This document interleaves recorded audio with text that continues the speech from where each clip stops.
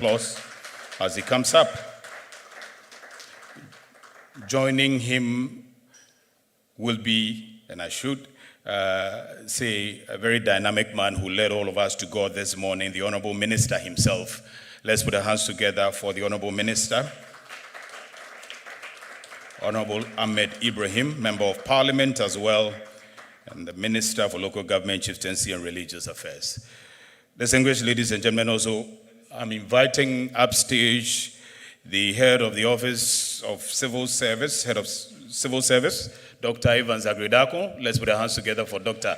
Evans Agridako, another passionate man when it comes to the subject of urbanization, who read actually the call to action at the last World Urban Forum in Egypt. Let me, at this point, invite also the World Bank, led by Dr. Robert Taliko, Division Director for Ghana, Liberia, and Sierra Leone, Western and Central African region. Let's put our hands together for Doc. Thank you very much.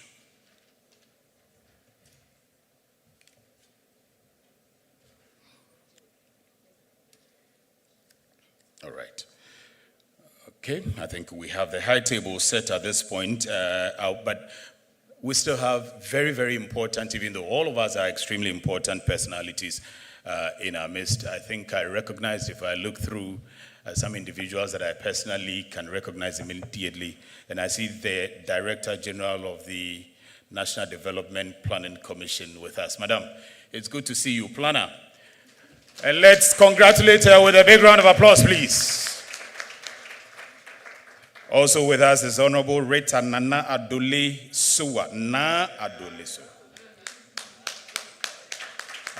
I've been telling my madam to teach me the Gansens, and that's why I struggled. So Honorable Rita Nana Adole Suwa is the Deputy Minister and also Member of Parliament. Madam, it's always a pleasure to see you.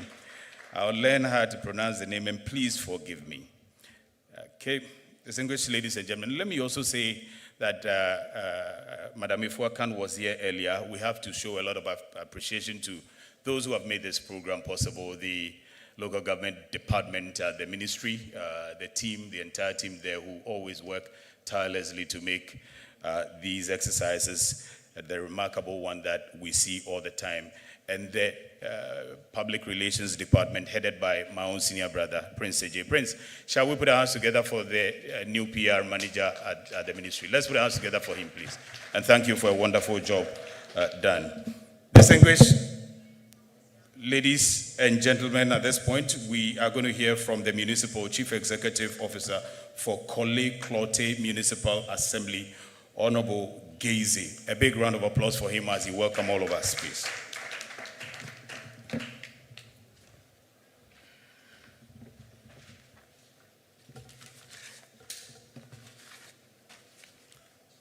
Good morning once again, and I warmly welcome you to my city, Korle Klottey Municipal Assembly.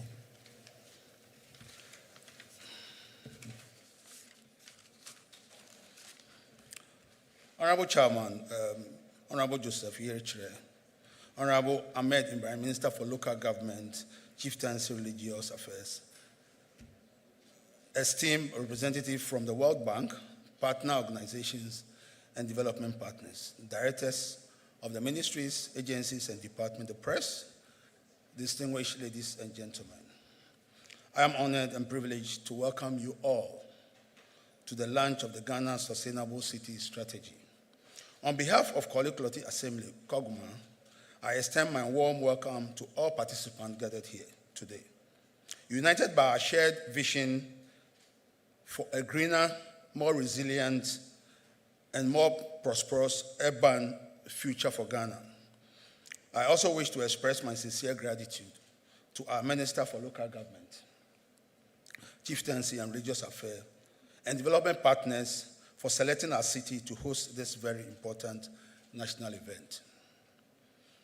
As cities across our nation continues to expand, we are confronted with both immense opportunity and pressing challenges. Rapid urbanization brings economic growth and foster innovation, but it also exerts stress on our services, infrastructure, tests our natural resource, and exposes vulnerability in our social and environmental system. The Sustainable City Strategy is our collective response to ensure that our urban growth is inclusive, climate smart, and sustainable. These actions align strongly with the Sustainable Development Goals, notably SDG 11, Sustainable Cities and Communities, SDG 12, Responsible Consumption and Production, SDG 13, Climate Action, and SDG 15, Life on Land. Mr. Chairman, ladies and gentlemen, as we chart new pathway for sustainable urbanization, it is crucial to share and learn from practical experience on funding sustainable urban development. In this regard, permit me to highlight Korle Klottey Municipal Assemblies as a case study, one that offers valuable lessons for city authorities nationwide. Mr. Chairman, ladies and gentlemen, at the Korle Klottey Municipal Assembly, we recognize that sustainable urban development necessitates robust revenue generation by enhancing service delivery, ensuring transparent governance, and fostering innovative local initiative. The Assembly, in fortifying its financial foundation by digitalizing its property rates, business operating permits, and all other internally generated revenue sources. Mr. Chairman, COGMA adopted a digital platform in 2024 to facilitate collection of property rates. In this period, the Assembly internally generated funds increased from 40.7 million Ghana cedis in 2023 to 25.3 million in 2024, representing 41% increase. In the first quarter of 2025, the Assembly improved on the 2024 first quarter performance by mobilizing 10 million, thank you very much, 10,434,413, representing 48.97%.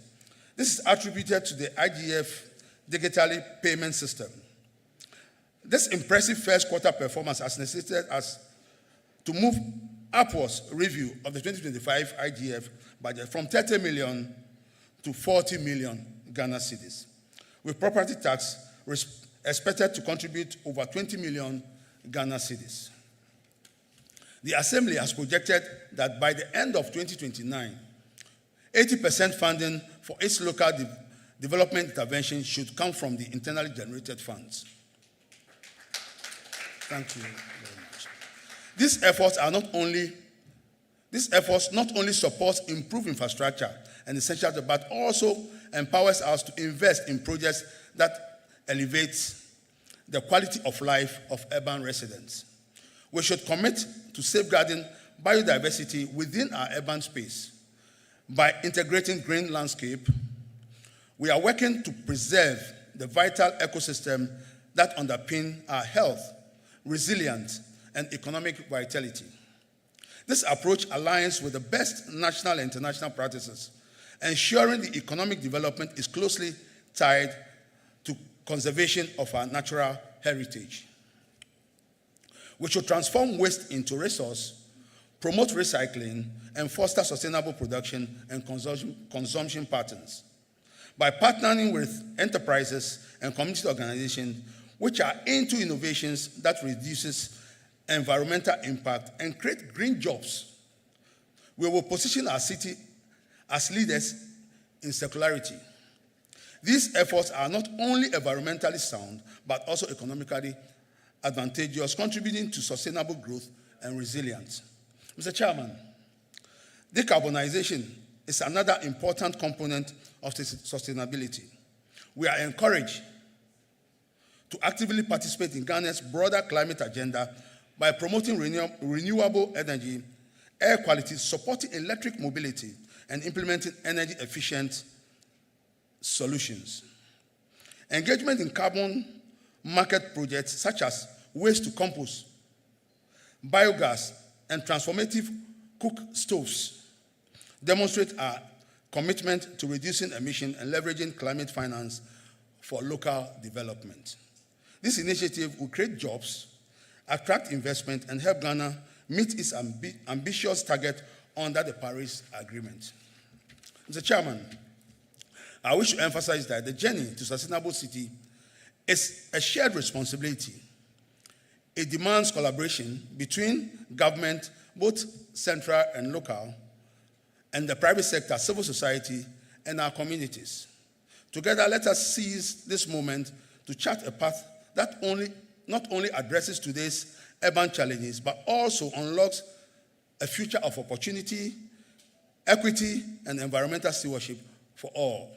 Mr. Chairman, ladies and gentlemen, once again, I welcome you to this important occasion and look forward to our fruitful deliberation. God bless our homeland, Ghana, and God bless us all. Thank you very much.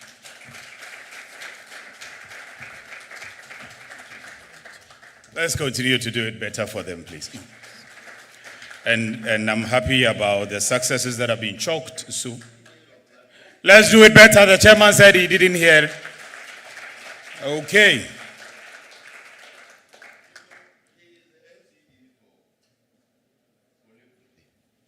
But if you want to refer to the constituency, what is the name? Have you heard? I wanted you to learn this. What do you know? Clotically. Let's put our hands together for chairman again, please.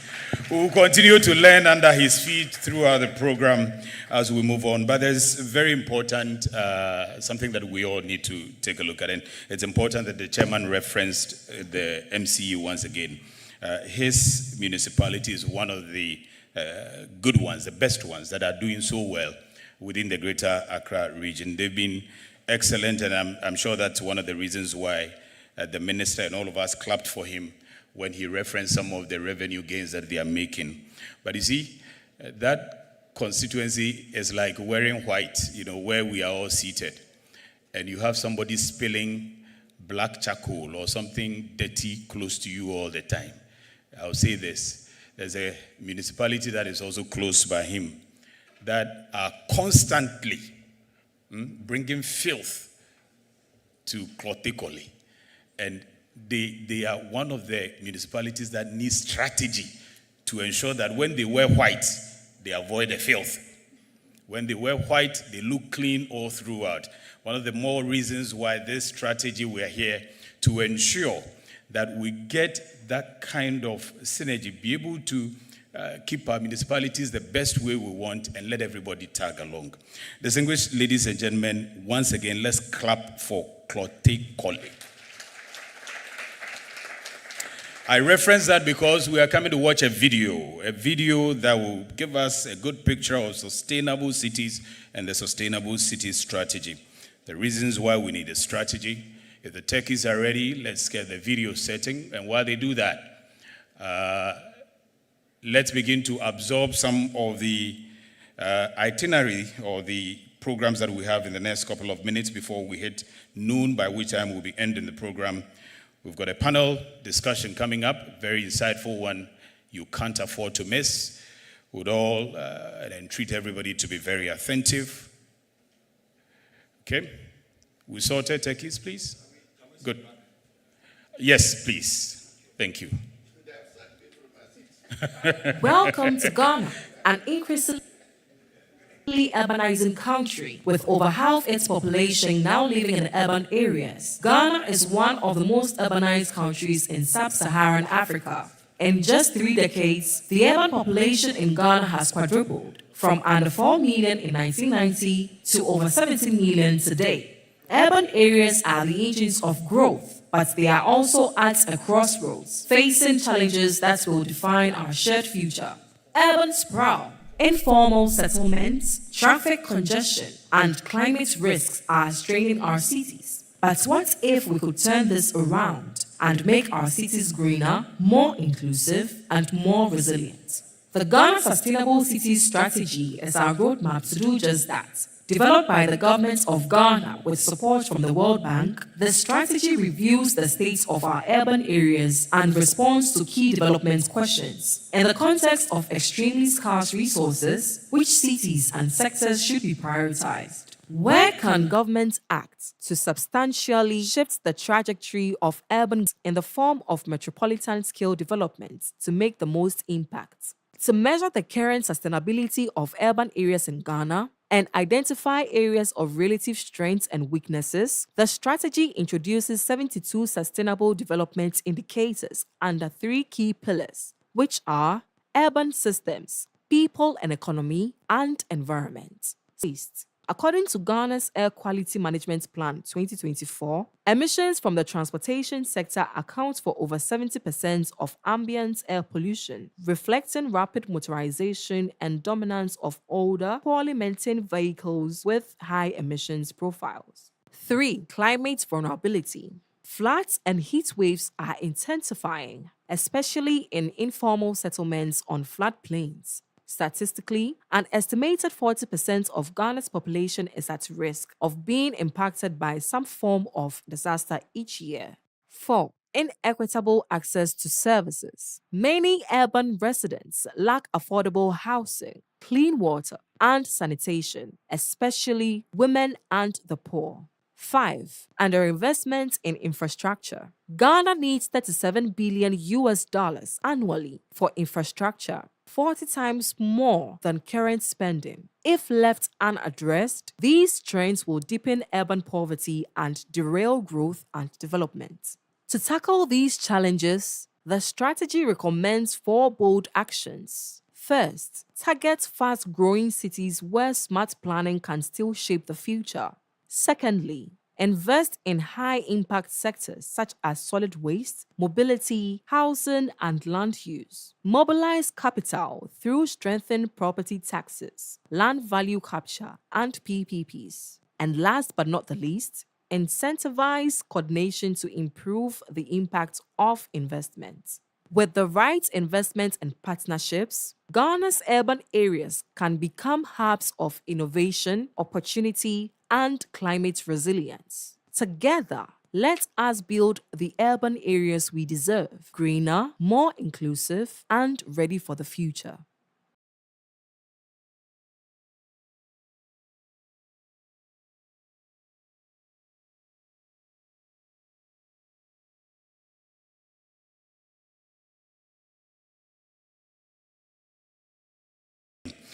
Distinguished ladies and gentlemen, let me announce that we're going to have a Slido displayed on the screen so that you can scan and contribute whilst the panel discussion is going on. And that's going to be after the statements that we're going to hear from these distinguished individuals shortly.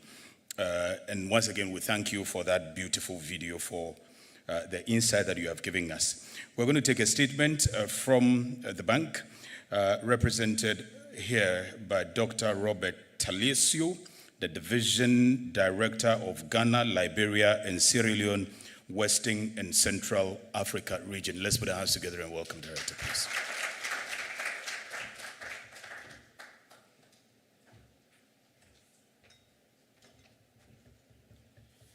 Honorable Joseph Yele Chire, Chairperson of our event this morning.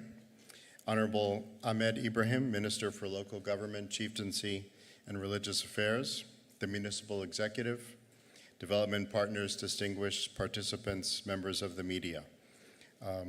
It's a real privilege to be here this morning. Thank you for inviting me and for inviting the World Bank. I was going to volunteer to lead the prayer, but then I'm so glad I didn't, because the minister did a much better job than I would have done. So thank you, Minister. So it's really a privilege to be here to represent and launch the Ghana Sustainable Cities Strategy. The strategy is not just a report, it's a tangible marker of a multi-year collaboration between the government of Ghana and the World Bank on a topic that's fundamental to Ghana's prosperity, the vital role of cities in inclusive economic development. I'd like to congratulate the ministry for the commitment and hard work to put into preparation this strategy. A lot of work has gone into it behind the scenes over many, many months, and many of the colleagues are here today who worked on that from the bank and from the government. Ghana has experienced a remarkable structural transformation over the past 3 decades, becoming one of the most urbanized countries in sub-Saharan Africa, with 50% of its population now living in urban areas. By 2050, the urban population will likely more than double. Under the status quo, accommodating these new urban residents would require constructing the equivalent of 3 new Greater Kumasi metropolitan areas, to put it in perspective. Ghana's cities are engines of growth. Historically, urban expansion has been linked to rising GDP, job creation, increased human capital, poverty reduction, and improved living conditions for millions of Ghanaians. Nowhere is this more evident than in the Greater Accra metropolitan area, which, while home to just 16% of Ghana's population, contributes over 40% of non-oil domestic product. But rapid growth comes with challenges that must be addressed to ensure the urbanization continues to deliver benefits for all Ghanaians. So let me give you just a few key figures to kind of frame this. One, there is a huge infrastructure gap. As you just saw in the video, Ghana's infrastructure plan from 2019 estimates a staggering $37 billion is needed annually to build the infrastructure that supports economic growth and improves quality of life by 2047. That's nearly 40 times the government's current capital budget. And you've also heard President Mahama talk about the big push. Focusing on this now and how to finance and operationalize the big push also in this context, I think will be very important. Number 2, urban floods significantly impact both people and infrastructure, disproportionately affecting informal settlements where 90% of communities prone to flooding are located. More than 5.5 million people in Ghana who live less than 1 kilometer from the shoreline are vulnerable to coastal flooding. In Accra, flood risk to assets exceeds $20 million per year. This is annual average losses, which is one of the highest in sub-Saharan Africa. And again, we saw President Mahama visit recently the Garad flood protection project and urge implementation, speedier implementation. Ironically, Madhu and I had just been there about a month before that. I think we had a visiting VIP and we took them to see that project, and we had the same view, so I'm glad that that's now accelerated. Number 3, housing is increasingly unaffordable. The current housing deficit of about 2 million units is anticipated to more than double by 2030. Numerous unoccupied luxury housing properties have been reported in places like Accra, while approximately 60% of the city's residents live in informally constructed houses. Countrywide, the number of people living in slums increased from 5.5 million in 2017 to 8.8 million in 2020. Really quite a staggering amount if you think about it. And number 4, unmanaged solid waste and traffic congestion is polluting the air and contributing to climate change. Most urban households do not have access to waste services and dispose of their waste in uncontrolled dump sites or through open burning. The number of vehicles in Ghana more than doubled from 2.1 million in 2016 to 5.1 million in 2019. As a result, the annual cost of air pollution is estimated to be equivalent to more than 4% of GDP. Without delinking urbanization from motorization and improving waste management practices, air quality will continue to worsen. I think these kind of 4 facts and figures make clear that the status quo is really not an option. Fortunately, the urbanization challenge is not unique to Ghana, but a global issue that has been addressed successfully in other countries and regions from which we can take important lessons. For example, in Latin America, Colombia in 1970 was already 57% urban. Turkey reached this milestone in 1990 and China in 2015. So these are good development trajectories that we can consider in terms of what worked and why, and see what might be applicable to Ghana's case. The Ghana Sustainable Cities Strategy is a roadmap for addressing the country's urbanization challenges and achieving Ghana's vision for the future of its cities, as articulated in the revised National Urban Policy. This includes transforming urban areas into inclusive communities where people from all walks of life and backgrounds can find equal opportunities and employment, and ensuring sustainable living standards, access to affordable housing, improved urban mobility, climate resilience, and citizen participation in local governance. This is an ambitious agenda, but the Mahama administration is an ambitious administration. Now I have described what the current urbanization challenges are in Ghana and the cost of inaction. I would like to talk about how we can achieve the government's vision for the future of Ghana's cities. So 3 points: policies, institutions, and investments. First, start with the policies. Given the rapid spatial expansion of Ghana's cities and the continued development of informal settlements, current urban policies and their enforcement need to be strengthened. Integrating transport planning with urban growth management is the top priority for developing efficient and inclusive cities. In the context of urban land management, the role of the traditional authorities in Ghana is crucial for sustainable land use planning. Notably, 80% of all land in Ghana, including urban land, falls under customary ownership.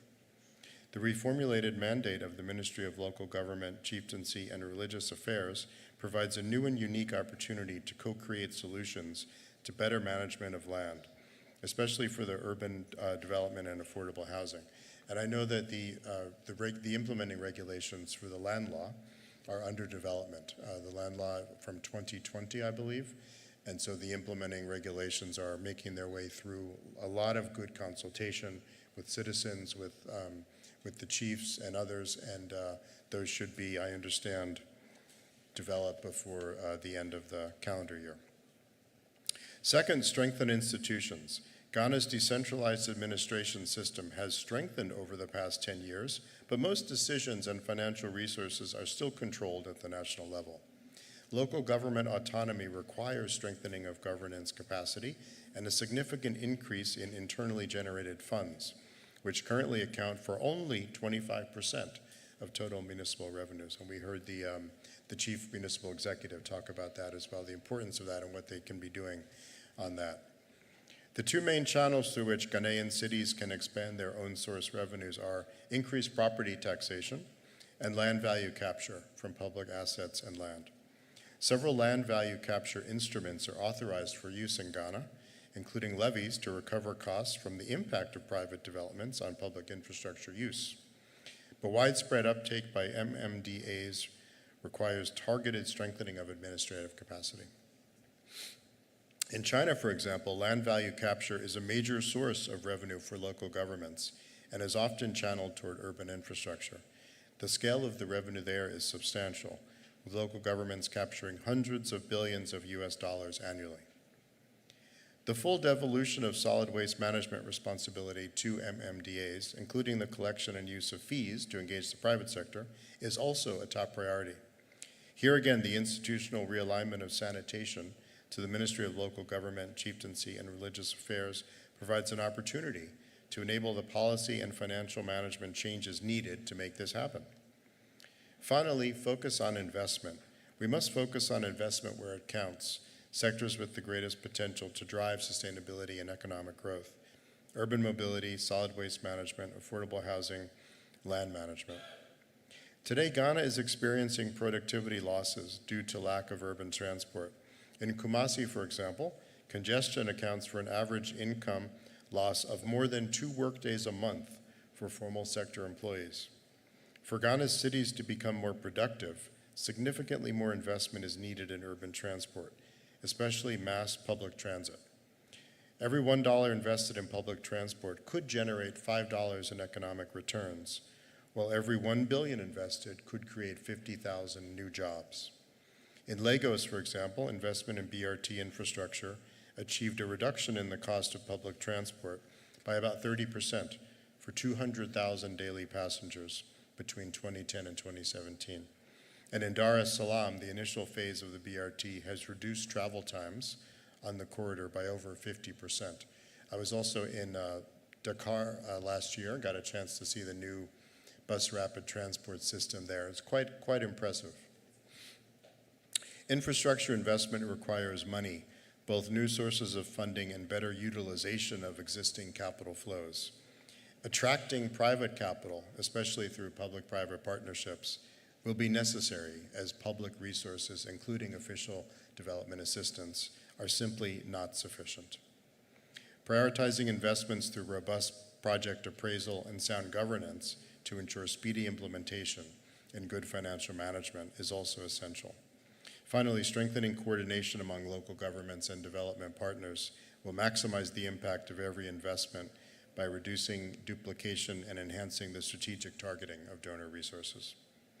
So in conclusion, I'm really honored to launch the dissemination of this important publication today, also made possible by funding from the Korean Green Growth Trust Fund. Do we have any colleagues from the Korean Embassy or KOICA here today? We'll thank them in person as well. The strategy offers the potential to unlock economic growth and job creation in Ghana's cities, but its success hinges on strong partnerships, particularly with the private sector, as I mentioned, to turn these strategic recommendations into impactful actions. The World Bank stands ready to support the implementation of the Ghana Sustainable City Strategy, working together to ensure that Ghana's urban areas grow in a way that is green, resilient, more inclusive, and prosperous for all. Medase, thank you very much.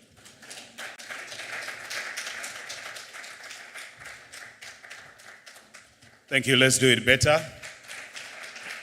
If not for anything, for the clarity for which he said Medase. Very, very clear.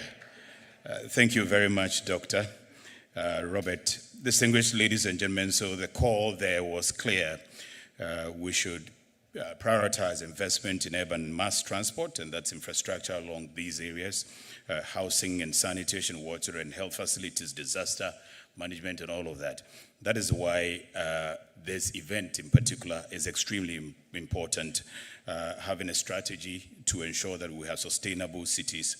And at this point in time, you would acknowledge that if you're a minister who's in charge of all these sectors, you have enormous task ahead of you, waiting for you all over. And there were quite a number of examples that Dr. Roberts cited. So in Senegal, and the last time Senegal was at the African Urban Forum, citing quite a number of things that they have done, particularly in the area of the BRT.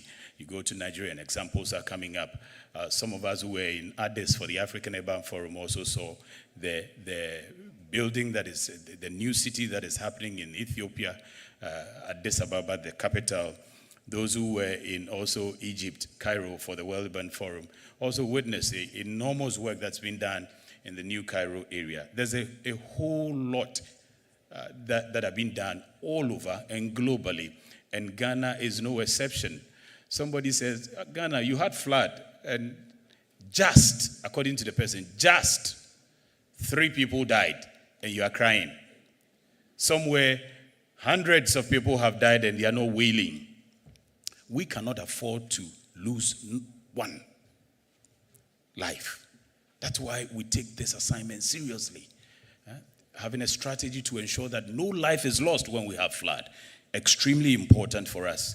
And that is why a lot of us are hailing the authorities and our leaders who are making a lot of efforts to ensure that things go well.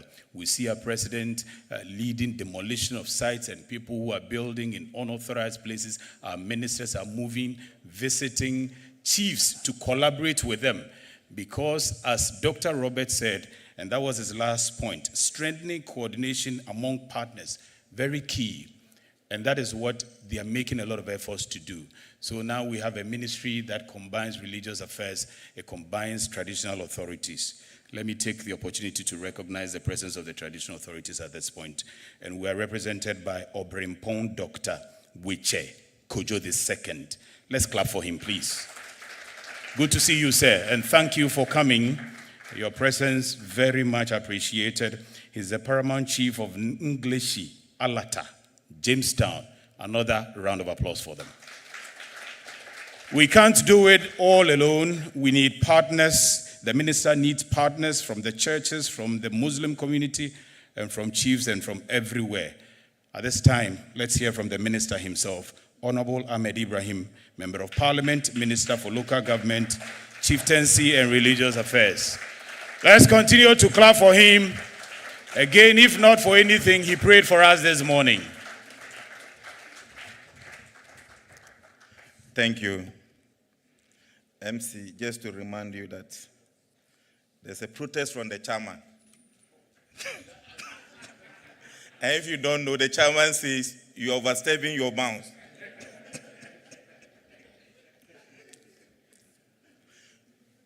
Okay. Our distinguished, respected, committed, patriotic, and revered chairman for the occasion.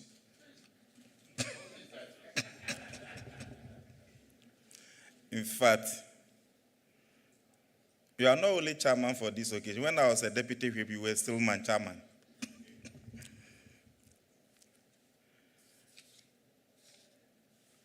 Nana Obripon Dr. Wechekujo II, Rev from the Greater Accra Regional House of Chiefs, and Paramount Chief of English Alata, Jamestown. Our patriotic and philanthropic Robert Telisio, Divisional Director, World Bank, Ghana, Sierra Leone, Liberia, and Central Africa. My lovely sister, Dr. Audrey Smoke Amwa, Acting Director General, National Development Planning Commission. Honorable Rita Na Odole Soa, my lovely Deputy Minister for Ministry of Local Government, Chieftaincy, and Religious Affairs. Honorable Metropolitan and Municipal Chief Executives, our development partners, representatives of academia, urban think tanks, and panelists. I've not seen my lecturer. Our honest and hardworking Dr. Agredako, my lecturer in Legon, and head of civil service in Ghana. Our friends from the media fraternity, distinguished ladies and gentlemen, good morning. Chairman, with your permission, I know you've already touched on this sensitive issue by looking at where the program is being launched and where we are today, and being here with the presence of Honorable Alfred Gacy, the MCE for Clotekoli.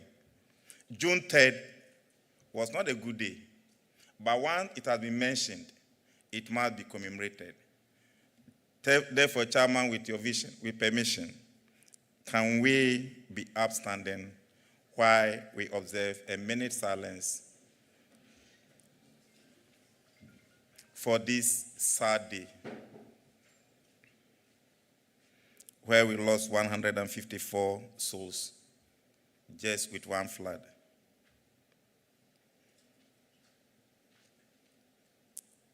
May the souls of the departed one rest in perfect peace. Shall we be seated? Resume our seat. It is with great pleasure, a deep sense of responsibility that I stand before you to deliver this keynote address at the official launch of the Ghana Sustainable City Strategy, GSCS. Mr. Chairman, today marks another significant milestone in our collective journey towards building cities and towns that are more inclusive, green, resilient, and prosperous. Cities that reflect the aspirations of every Ghanaian. Ladies and gentlemen, urbanization, as we know, is one of the defining trends of our time. And Ghana, like many nations across the global south, is rapidly urbanizing. Today, over 56.7% of our population resides in urban areas. And this figure is expected to rise significantly to about 60.7 by 2030. Our cities are growing not only sustainable cities strategy, GSCS.